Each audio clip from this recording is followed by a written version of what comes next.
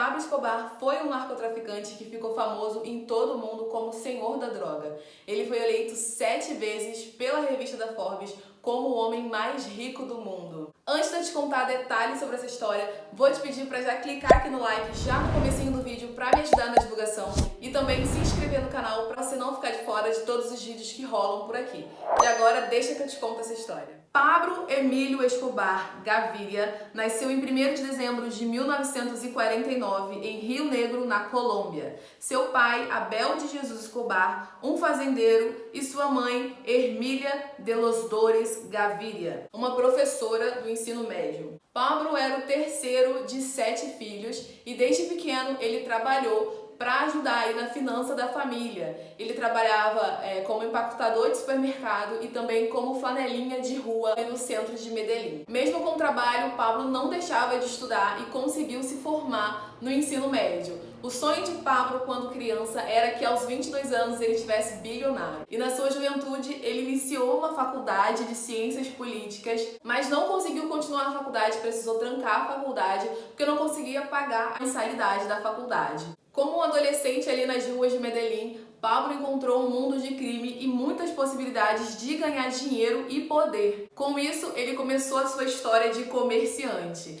Ele começou comercializando TV, depois alguns bilhetes de loteria falsificado. Ele também vendia roupa que ele trazia do Paraguai. E no meio dessas roupas ele decidiu trazer também cigarros, porque eram baratos, eram fáceis de vender, vendiam muito rápido e isso trazia um lucro muito grande para ele. Também nessa época, o Pablo decidiu dividir a sua vida entre roubo de carro e guarda-costa. E ele ganhava muito dinheiro como guarda-costa. Ele chegou a ganhar $100 mil pelo sequestro de um político colombiano ali. Então ele viu que esse mercado também traria muita grana para ele. Já na fase adulta, Pablo colecionava diversos crimes, como roubo, falsificação, crime de contrabando. Ele chegou até a ser preso em 1974 por dirigir um carro roubado. Aos 22 anos, Pablo descobriu um novo mundo onde ele poderia ganhar muito mais grana. Ele começou vendendo maconha, mas logo depois ele começou a vender cocaína e descobriu que dava para fazer muita grana. Pablo vendia muita droga mesmo, e ele decidiu que ele não só ia vender, como também ele ia fabricar e distribuir. O primeiro laboratório de Pablo foi ali no centro de Medellín mesmo, numa casa de 2 andares, e logo depois ele começou a distribuir alguns laboratórios pelas florestas, porque era mais difícil de visualizar esses laboratórios. Com 22 anos, Pablo estava milionário, assim como ele sonhou na sua infância, famoso, poderoso e conhecido como o senhor da droga. Com toda a visibilidade que o ganho de dinheiro trouxe para ele, ele começou a chamar muita atenção da polícia, dos políticos e também dos seus rivais.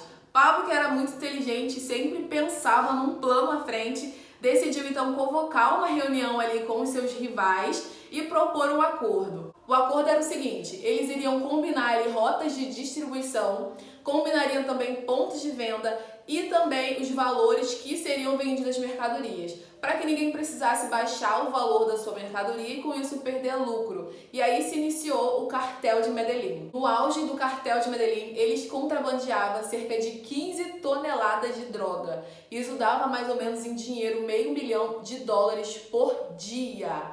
O irmão de Pablo Escobar, o Roberto Escobar, disse que eles gastavam cerca de $1.000 por semana só com elástico para poder prender ali o dinheiro que eles ganhavam. E eles também perdiam cerca de 10% anual, que dava mais ou menos aí $2 bilhões por ano, que tinha que jogar fora porque danificava, os ratos comiam, ficava ali em má condição, né? Imagina, guardar esse tanto de dinheiro, eles guardavam geralmente em alguns armazéns e com a umidade, com o tempo, não tinha jeito, realmente tinha que descartar esse dinheiro. O cartel de Medellín meio que comandava ali toda a gestão do tráfico na cidade, no país, né? E um desses carregamentos, o Pablo, junto com a sua galera, foi parado pelos policiais. Eles estavam carregando uma quantidade muito grande de pasta base para cocaína.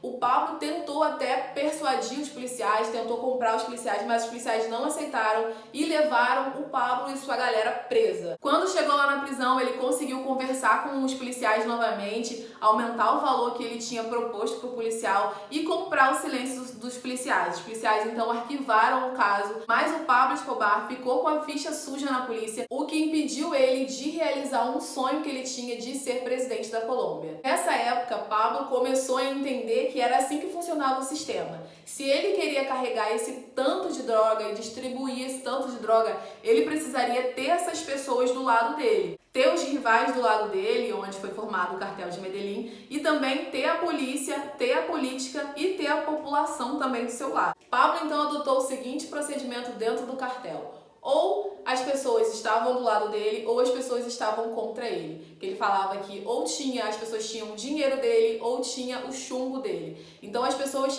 que ele não conseguia comprar, elas eram torturadas e mortas. Ele conseguiu comprar a galera da política e ele conseguiu comprar também a galera da polícia, os juízes, os policiais. Então meio que estava todo mundo ali da Colômbia nas mãos do Pablo, o que beneficiou muito a sua fabricação e a sua distribuição também, porque ele conseguia fazer os seus negócios ali sem ser interrompido por nenhuma força judicial. Já em 1975, Pablo decidiu elevar sua distribuição de droga a um outro nível. Ele queria expandir a sua distribuição para outros países também, então ele começou a colocar drogas em pneu de avião, em pneu de carro, em máquina de lavar, em tudo que ele podia esconder a sua droga para levar para o outro país. E isso dava muito certo porque a polícia não tinha a inteligência que tem hoje, né, de vigiar esses itens também.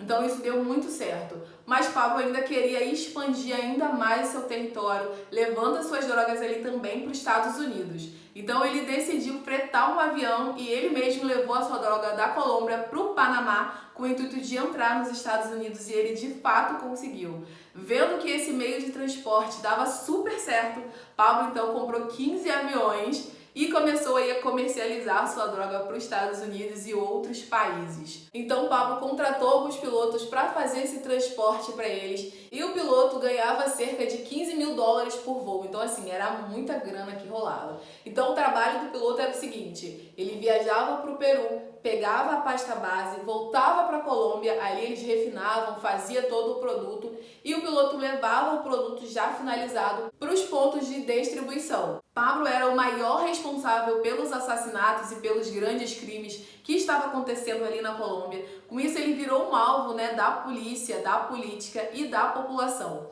A polícia e a política eles já tinham em suas mãos, comprando o silêncio deles ou executando. Mas a população ele ainda não tinha. Então o que ele pensou? Eu vou começar a dar dinheiro para essa galera, vou começar a construir casa para essa galera, vou ver o que essa galera precisa e vou começar a comprar essa galera também. E assim foi feito. O Pablo era responsável por muitas obras que aconteciam ali na comunidade.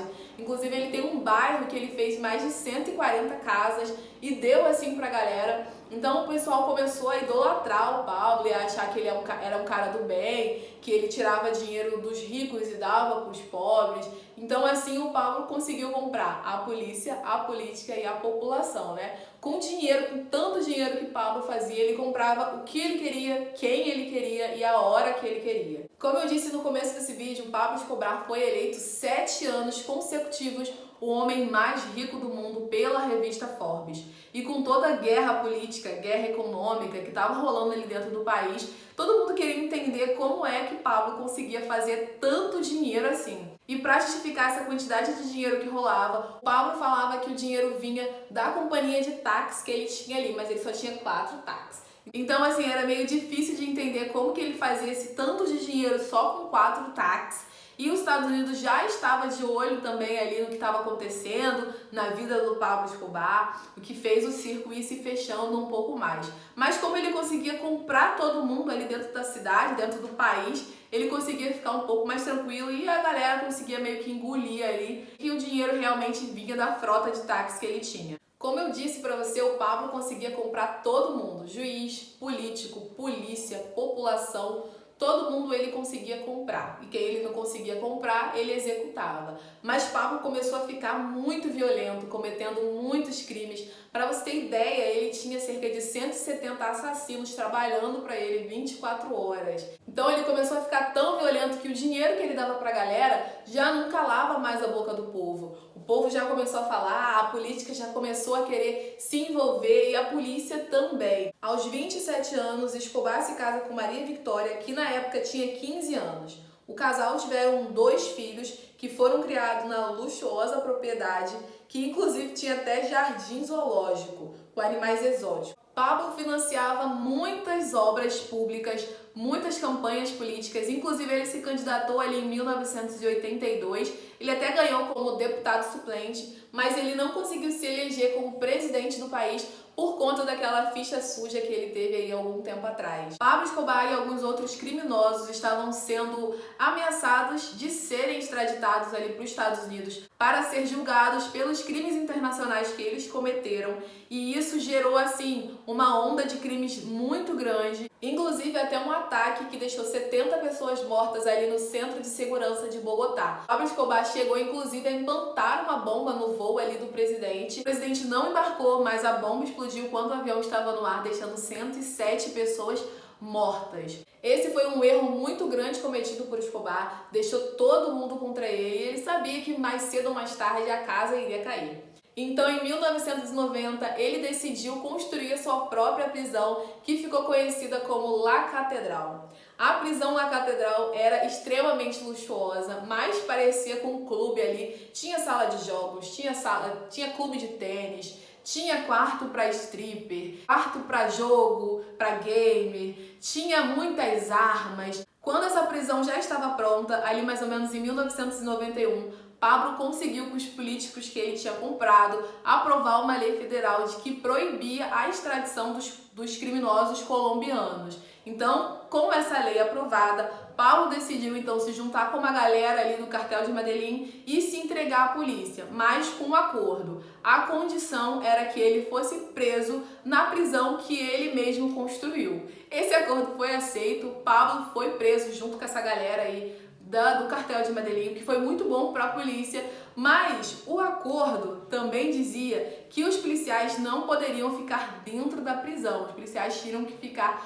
quilômetros longe da prisão, então eles não sabiam muito bem o que rolava ali dentro daquela penitenciária, e ali tinha muita droga, muitas armas, muitas joias, inclusive só quem entrava nessa penitenciária eram os caminhões com carregamento de tudo que ele precisasse, comida, de armas, de stripper, tudo entrava ali na prisão, menos os policiais. Pablo continuava comandando ali o cartel de Medellín dentro da penitenciária, mas o tempo ali que ele ficou preso não foi muito bom para a cabeça dele não. Ele cismou que 2 dos seus aliados estavam traindo ele e decidiu matar a paulada essas 2 pessoas. Só que esses 2 caras que Pablo matou eram pessoas importantes ali do cartel de Medellín, eram pessoas grandes. E o sumiço desses caras gerou então uma investigação por parte da polícia para saber o que rolava ali dentro daquela penitenciária. Sabendo que a polícia iria invadir a penitenciária a qualquer momento para iniciar a investigação do sumiço daqueles 2 caras, Pablo decidiu em 1992 fugir da penitenciária por meio de um caminho subterrâneo que havia abaixo da prisão. Ele fugiu, foi parar numa floresta ali e ali ele encontrou alguns policiais. Esses policiais não tiveram coragem de prender o Pablo com medo de serem mortos e torturados como os outros policiais que ficavam contra o Pablo. A polícia entrou realmente na prisão, ali encontrou muitas armas, muitas drogas, muitas joias, mas não encontrou o Pablo. Pablo já estava a quilômetros dali. Ele chegou inclusive a morar fora do país, mas por conta da ligação que ele tinha no cartel de Medellín, ele precisava ficar perto ali para coordenar e comandar ali todos os movimentos que o cartel iria fazer. Por isso, Pablo então voltou para a Colômbia e continuou ali comandando mais de perto as atividades do cartel. Nessa época, o Pablo começou a perder muito poder, inclusive os seus rivais, que já não aguentava mais ter só um cartel comandando toda a distribuição de droga no país, se juntaram ali com a polícia e com os Estados Unidos para derrubar o Pablo Escobar de uma vez. com todo esse movimento ali contra Escobar, ele começou a perder muitas pessoas importantes dentro do cartel. Ele começou a perder pessoas importantes que cuidavam da distribuição das drogas, pessoas importantes que cuidavam da rota, pessoas importantes que chefiavam ali o grupo de assassinos do Escobar. Então Pablo Escobar se viu cada vez mais encurralado e sem poder. Com apenas um capanga, ele foge para a fazenda que o seu pai morava e dali ele fica muitos meses sem nenhum contato com ninguém no cartel, sem nenhum contato com a sua família. Isso deixou o Pablo muito triste, porque ele tinha um contato muito grande com a sua família e com os seus amigos. Isso foi deixando o Pablo cada vez mais solitário, cada vez mais triste. Inclusive o Pablo até chegou a entrar em depressão nesse período por conta dessas coisas que estavam acontecendo na vida dele. Ele decidiu pegar esse capanga, alugar uma casa ali em Medellín e se mudar para lá com o intuito de se comunicar com a sua família. Ele ficou ali naquela casa em Medellín durante algum tempo, sem coragem de se comunicar com a família, com muito medo da polícia saber o paradeiro dele. Mas no aniversário de 44 anos do Pablo, ele não aguentou ficar sozinho nesse momento. Então ele ligou para sua mãe, deu o endereço para ela e pediu que ela fosse visitar no outro dia. A polícia rapidamente interceptou essa ligação, descobriu o paradeiro do Pablo e montou todo um esquema para prender o Pablo. E o intuito da operação era pegar Pablo Escobar vivo ou morto. Eles queriam acabar com o Pablo e com o cartel de Medellín. Então, no dia seguinte, a polícia montou uma operação e foi no esconderijo do Pablo Escobar. Encontrou esse um capanga que estava ali para defender o Pablo, matou esse capanga e entrou na casa. O Pablo até conseguiu trocar tiros ali com os policiais e fugir para o telhado da casa do lado que ele estava. Mas os policiais que estavam em outro lugar conseguiu visualizar o Pablo e deu 2 tiros na perna dele. E um terceiro tiro que foi fatal, que entrou pelos ouvidos do Pablo e atingiu a sua cabeça, o matando na hora. Ninguém sabe até hoje quem foi realmente que deu esse tiro fatal. A polícia fala que foi ela, os rivais falam que foram eles, mas o irmão de Pablo Escobar, o Roberto Escobar, diz que ele não acredita que nenhuma dessas pessoas matou o Escobar. Ele acredita que o Escobar tenha se suicidado. Porque ele diz que durante todo esse tempo que ele andou atrás do irmão, o Escobar sempre disse que se em algum momento ele tivesse encurralado e sem saída, ele daria um tiro em sua cabeça através do ouvido. Então, por isso, ele acredita que o Pablo tenha se suicidado e não tenha sido assassinado. A morte de Pablo em 3 de dezembro de 1993 deu fim ao cartel de Medellín e também deu fim a uma busca que durou muitos meses e custou milhares de dólares para a polícia. Pablo Escobar deixou um impacto cultural muito grande, não só na Colômbia, mas no mundo inteiro. Existem muitos filmes inspirados no Pablo, existe também muitas séries, inclusive a série Narcos, que eu assisti para fazer um pouco desse vídeo. Ela é muito completa, fala muito sobre a história do cartel de Medellín. Se vocês puderem assistir, assistam também. A família de Pablo, eles fogem até hoje com medo dos rivais, com medo do que possa acontecer com ele. No início, assim que o Pablo foi morto, os Estados Unidos deu asilo à sua família, mas isso não durou muito tempo. Hoje eles vivem por conta própria, eles trocam de nome com constância, com medo de serem descobertos e vivem realmente hoje no anonimato. Sempre que uma pessoa tão poderosa assim como o Pablo morre, muitas pessoas têm dúvida de se realmente ele morreu ou ele fugiu e está escondido em algum lugar. E essa dúvida comandava não só a Colômbia, como todo o mundo. E em 28 de janeiro de 2003, o corpo de Pablo foi exumado para comprovar uma paternidade de um filho ilegítimo e também eliminou toda a dúvida sobre a identidade do corpo. E agora que você já sabe um pouquinho da história do Pablo e do cartel de Medellín, compartilha esse vídeo com um amigo também e comenta aqui embaixo pra mim alguma coisa que eu tenha esquecido da história do Pablo. Fechou? Um beijo, fique com Deus e até o próximo vídeo. Tchau!